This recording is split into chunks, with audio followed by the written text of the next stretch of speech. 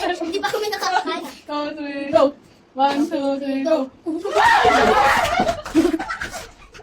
Kuha ang videong ito noong August 8. Sa video, kita kung paanong tila ini-enjoy ng mag-anak ang isang buong araw. Malakas na ang buhos ng ulan noon. Pero ang tawanan, kwelang mga pakulo, tanging sa video na lamang muling masisilayan. 3 kasi sa mga taong nasa video, nasawi sa isang malagim na trahedya pasado alas 7 ng gabi kagabi, August 9. Ang kanilang bahay kasi, isa sa mga natabunan ng gumuhong lupa sa barangay Gisadsurong, Baguio City.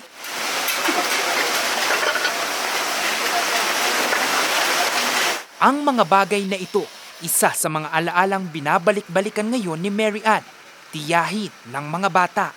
Napapanood ko din yung mga nila, yung TikTok nila, ang sasaya nila.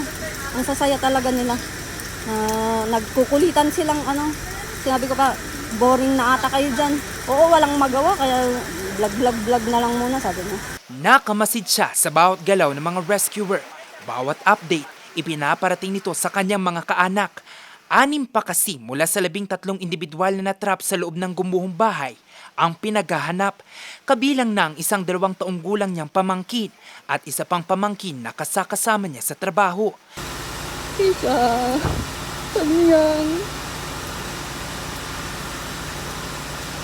Hindi ko masabi kasi araw-araw ko kasama yun. Lalo yung bata sila nung nag-open dun sa shop. Ang sabi, mahal namin gano'n. Kanyang magpakatatag kayo, alam naming buhay kayo. Sana buhay kayo. 4 naman na ang kumpirmadong nasawi. Kabilang dito ang 17-year-old na babae, 9-year-old na lalaki't babae, at 56-year-old na lalaki. Sa Ground Zero, puspusan ang ginagawang search and rescue. Bawat isa hawak ang kanilang pala. Maingat ang kanilang pagbubungkal. Nasa 150 volunteer ang nagre-relyebo sa paghukay. Kabilang na ang isang rescue dog. Pumeso na rin ang fire truck ng BFP para gamitan ng water pressure ang gumuhong lupa. Pahirapan kasi ang ginagawang operasyon dahil maya't maya ang buhos ng ulan. Makapal din ang lupang bumagsak sa bahay. To have to break into the mga concretes, yung jackhammer breaker po at saka yung mga concrete chainsaw. Yun po ang ginamit natin. But we have to ensure na we should not make any excess weight or force na to further mag-collapse po.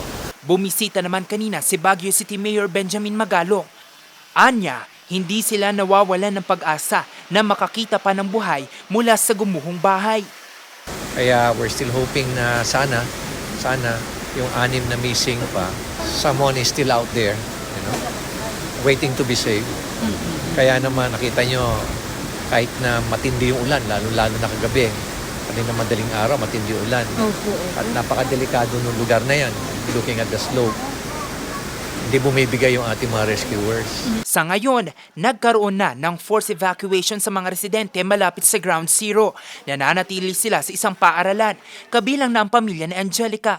Malakas po yung ulan, tapos bigla pong may lumagabog. Kaya tapos nagsisigawan, nasa taas din po kami.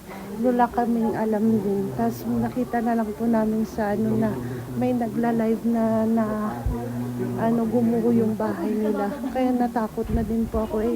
Baby pa po yung anak ko, tapos buntis pa din po. Samantala, magkasunod naman na nahanap ang katawan ng 2 taong gulang na biktima at ng isa pang babae. Dahilan para sumampa na sa 6 ang bilang ng mga nasawi. 5 naman ang patuloy pang hinahanap. Sa ngayon, panalangin ng pamilya ang tuluyang pagkakahanap sa nalalabi nilang mga kaanak. Jose Robert Invento, Nation on the Move.